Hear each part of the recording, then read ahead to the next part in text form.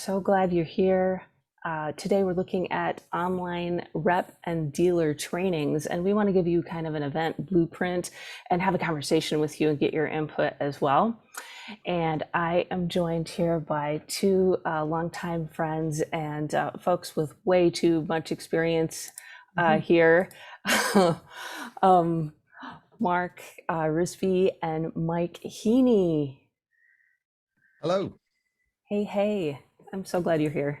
Hi. And we were talking, and between the three of us, I think in one of the invites we said that amongst the three of us that we'd been to over 300 rep or dealer trainings. But then when we were doing the tech check and run through yesterday, we are like, no, it's more like more than 300 each. So we're like north of 1,000 is probably more realistic. Yes. All right. Well, so in the next 20 minutes, we're going to look at things that you are definitely going to want to avoid on your next rep or dealer online training, and things that are super important to nail. And since we're going to shoot for 20-ish minutes, and then we'll have time to go to rooms afterward and chat if you want to, and just keep going with the conversation. We probably won't hit every single thing in here, but we do have a nice checklist for you. And we've also got an event blueprint available for you as well. That is just, we want to share that with everybody.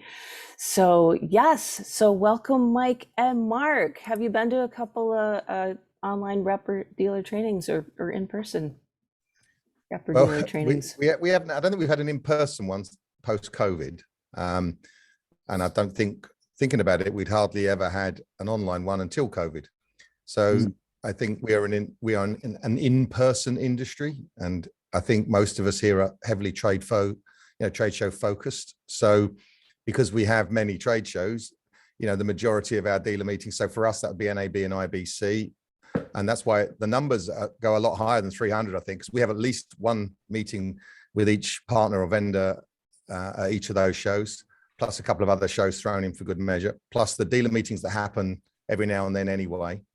But because they tend to coincide with the show, I think that's meant that for most people, they do a dealer meeting at a show or at the show time because everyone's there and it's cheaper for everybody, and it kind of makes sense because at least up until COVID, your marketing calendar was largely driven around showing it at NAB and shipping it at IBC. And I know everyone says they don't do that, but you really do.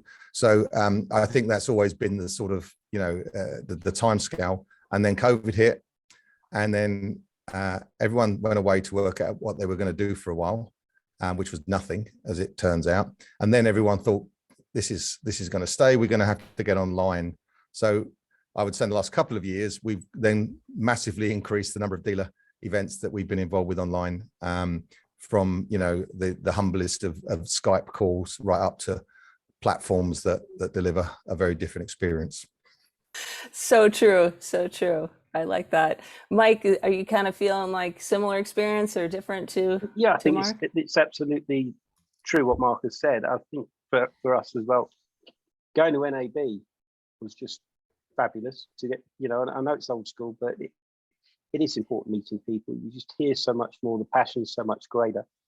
I mean, I will say that prior to COVID, we had a couple of manufacturers do pre-trade show webinars, which were always dreadful because then half the people turned up, or people that didn't turn up didn't go to the dealer meeting, and you just got to a point where you didn't get any real value out of any of it. Right. So I think that the whole COVID thing I think there was an element of everybody rushed into it, and a lot of people did it very badly. And I think a lot of people got scarred from that going forward. And a lot of people just didn't learn, which is more important. You do one badly, you must get some feedback from someone. And then to do the same thing again, it's just madness. Well, in fairness, we had to learn, right? Because half of our business is a dealer business, and is a dealer rep, effectively integrated. The other half of our business is a distributor, where we would actually host meetings ourselves onto our channel. So we're kind of a bit poacher turned gamekeeper, as would say here. We kind of have a foot in both camps. So we had to do some immediate learning.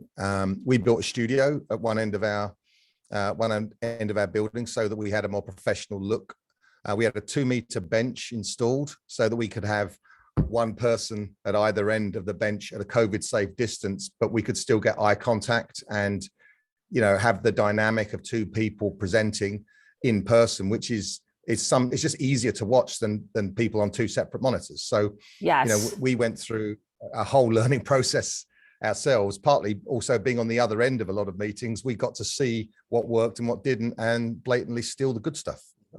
Well, let's dig into, how about each of you give a couple of things to definitely avoid. So we'll start with that stuff first, the don't do's, and then we'll hit the you got to nail this. So Mark, you had some awesome ones yesterday. So just give us your top 1 or 2 things, like don't do this. Do you know that the thing, there are the more we thought about this, there are lots. So I'll try and keep this relatively brief. Probably my number 1 annoyance on any kind of the meeting or presentation is turning off notifications. It still astounds me in this day and age that people have got pop-ups on a meeting they're doing to 1,000 people with the email headings on. I mean, I'm just shut Outlook.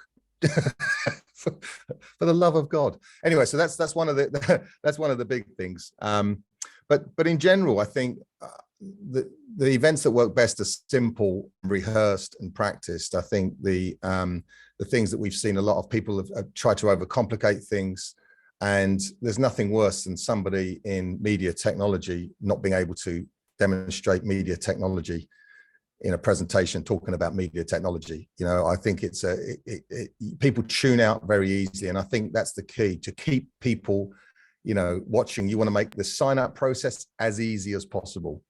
I'm not a fan of save the dates. I'd rather you just send me an invite with all the information so that goes straight in my calendar.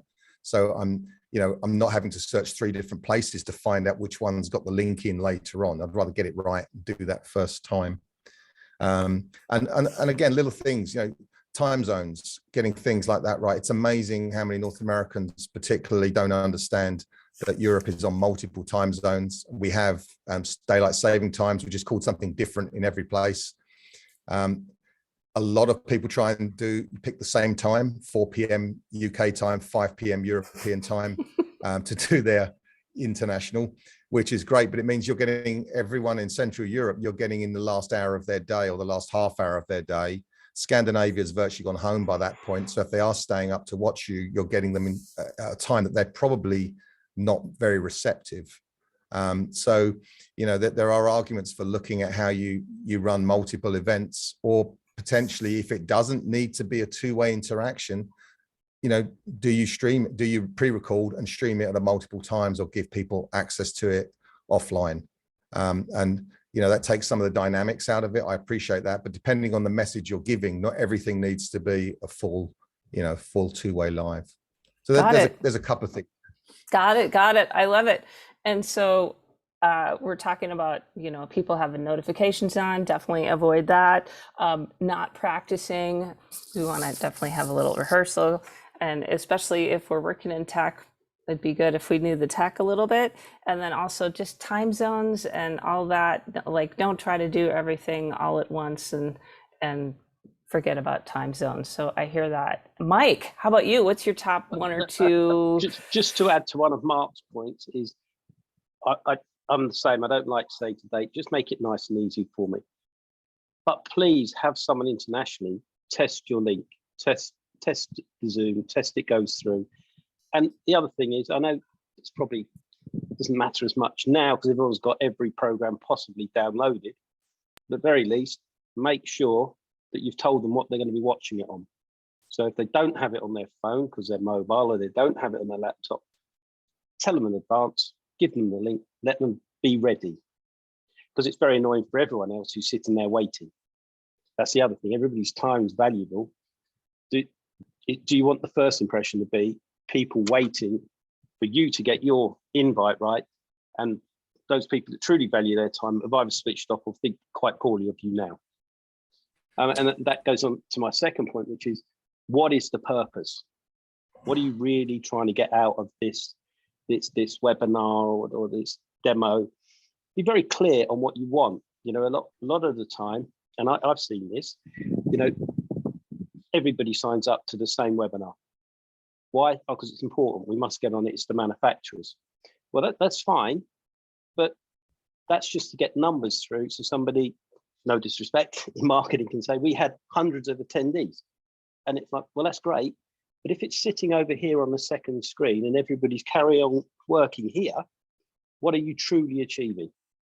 So for me, it's, what's the true purpose of it? Did you get what you were expecting out of it? Because we're all different people. For Mark, technology, he has it at a much higher level than I would, whereas not that Mark isn't focused, but I am very focused on what are we getting out of it? Can we make any money? Can we sell it? And then we talk together about it. And we're fairly unique in the way our relationship works. Other companies, it's not. It's often very detached. So sitting an engineer through a sales thing that he never gets anything or she never gets anything out of, they'll go, well, they'll value your company less again. And that's the thing for me, and also, as Mark says, use the technology, get it right, make it smooth. If you can't get a webinar right, can you really make a product? How good are you at solving a software problem when I have one, or a config problem? Not saying it should reflect on you, but you should think about it seriously. And then I think the bit often for me is the lack of follow-up. So people do lots of webinars. We had 100 people on it. It was brilliant. Why? Because you had 100 people on it. Okay, that's great. Right. So, in our place, manufacturer would be absolutely happy. Me and Mark will sit there and go, well, have we got any real customers? Is there anyone out there? Or what's the next thing? Did they learn enough? Who? Yeah. And that also goes back to having lots, the record it.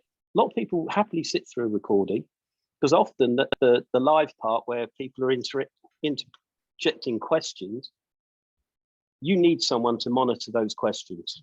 They're not always. Yeah. And for me, a lot of those questions just tell you the value of your audience. And for the rest of us who really value our time are looking at that going, yeah, you just got a whole bunch of people. So that's really it for me. We've given, whoever you're doing it to has given up their time. Make it valuable, make it focused, give them something to achieve out of it, whether that's learning or whether that's the ability to sell something or what you want as a manufacturer. And, why not have a chat with a few dealers to ask them what they want out of it before you do it? Right. I think we were talking about what to avoid and what to nail, but we've kind of just combined it all into one in this part, which is all good. I love that so much.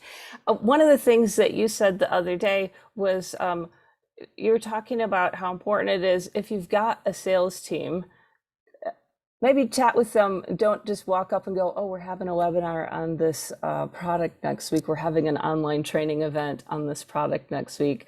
Talk more about that. You really nailed it, I thought. I think a lot of manufacturers don't reference the people, depending on who's running the webinar. It's not always obvious to the sales team, their own sales team, what the purpose of it is, other than getting you on the call.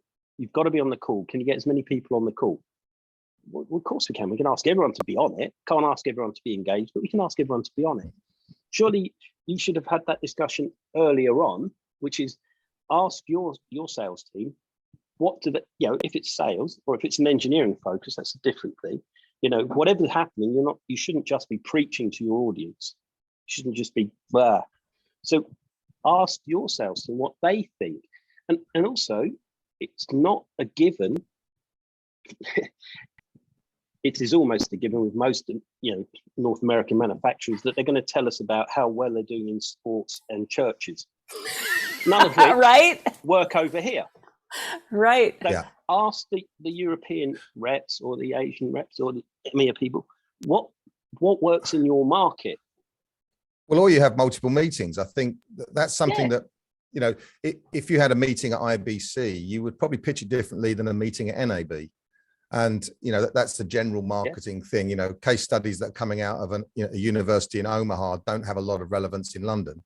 And, with meetings, how you actually provide that information, is similar to that. You need to give us stuff that's market specific, and often markets are geared very differently. You know, you've got some that are really just starting and some that are very mature, and that's quite difficult when you're trying to host a meeting across multiple people, because, you know, there's a propensity to just tune out. You know, you're giving me information that I already know, and I only have so much time. You know, what are you doing? Mike's point with the number of times I've asked the regional person, so what's in this meeting later on, and they don't know. They haven't been told by marketing what it is. So quite often what we want, you know, and it's okay that some meetings are sharing information. So here is a load of info on our new products. Well, the follow-up that Mike mentioned that's often missing out on online is that, if you're going to tell us all that stuff right away, give us the PowerPoint, give us the slide deck, give us the brochures immediately afterwards, so we got something to disseminate around the sales team, so we're ready for the conference we're going to or the launch we're going to, and we have that information. You know, don't just the number of times I've sat there screen grabbing off of a presentation because I've got no idea if I'm ever going to see that information again, and it's really useful. So we often start a lot of I've started to do this in it. If I'm giving a presentation, and we just did a festival last week, in the first 2 slides, I'm saying, we will send you all of these slides. You know, you don't need to make notes unless you want to, but we will give you everything that's here, and we will give you that within a couple of days of the show finishing. And we use that as part of our follow-up. I love that. I love that. It works very, very well. And I'll say for this group that we will be sending you the checklist that we came up with here. And we've got a little blueprint we're going to email to you. So thanks for teeing me up for that. But go ahead, Mike, over to you. No, I mean, I think Mark's point is correct when you talk about also the different international markets. Solves your time zone problem straight away. But also, if you remember when you're at a dealer meeting at a trade show, your regional rep will come up to you and say, how did you find that? What did you learn? What was important? You know, can I go and help you? Saying, or do you want to come on the stand and see that in action? Now I'll book you an appointment. None of that happens, not that I've seen anyway. Mark, you may know differently. I've not seen anyone do that. So literally, when the button's pressed to end that call, that's everything it's meant to have achieved, and it's not. It's only a small part of the interaction. Right. It's the unwritten stuff is the bit that I got, and I touched on this, I think, when we spoke, Cindy. If I go to a dealer meeting, I like, you know, with a company we've worked with for a long time, I know that 50% of the information is not useful to me, but 50% of it will be. The reason I'm there is because I'm going to see 2 or 3 people that I won't have seen otherwise. It might be another dealer, can ask how they're getting on, but it might be the engineer or the product manager who doesn't normally get out. And the 5-minute chat I'll have with them will be the most valuable thing that I've got out of that time. And that's something that you get by proximity, you know, that's because you're there. So you're willing to take that chance about being at that meeting, because there's often so much more you get out of it, the unwritten things, and you lose that online because it's very hard to make spontaneity happen. Right. That's I think quite an obvious statement, isn't it? Our challenge is to try to take those things where you have that, 10-minute beer with the product manager or the other rep, and find ways to create that online, where we know online and in person, okay, they're different, but are there ways that we can at least make space for that one-on-one meeting or that chat or something like that? Like, at least put some thought and effort toward making that happen. We are online isn't bad. I think I should say that as well. It's not like I've got some things we've got more out, and when we've been given them, I'll give you a good example. We were doing a product launch where I would normally have gone around to see 12 dealers, and rather than go and see them because it was COVID, we did 6 1-hour meetings a day for 2 days.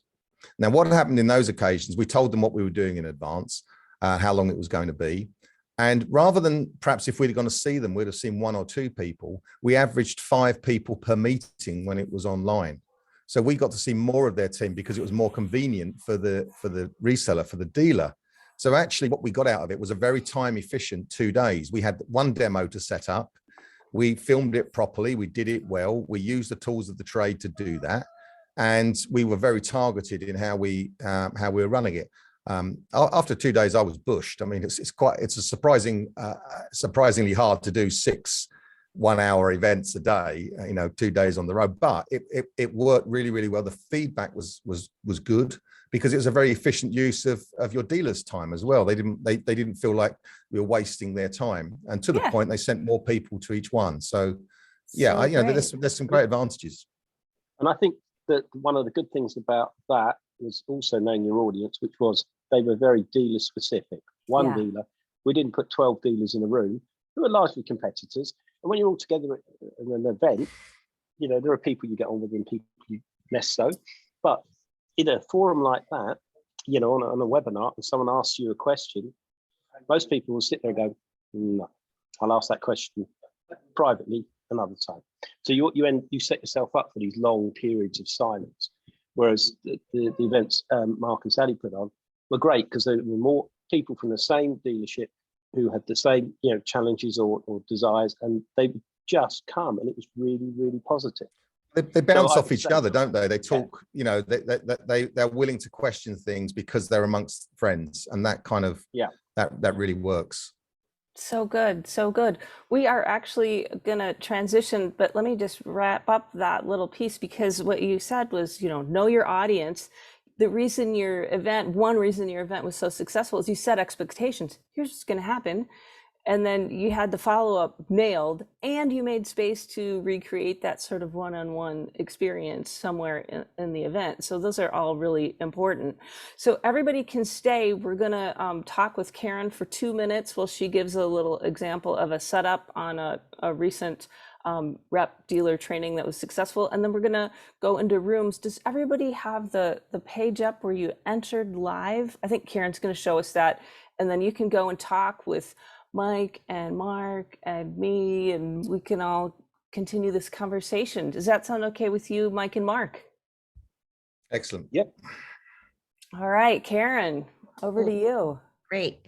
So we're on the live platform, and we created this out of frustration that nothing else was what we wanted it to be in the virtual environment. And the things that we were missing were really that chance meetings, the real conversations to have. And with the webinars, you just don't have it. Like you said, you know, you could be paying your taxes and watching a webinar, but you're really not engaged, not leaning forward in any way. And even here, everyone's used to coming in, video's off, mic is off. But think of it if we had an event. And I'll share an example on the live platform of what an event could look like here. And so here you can see there's a main stage.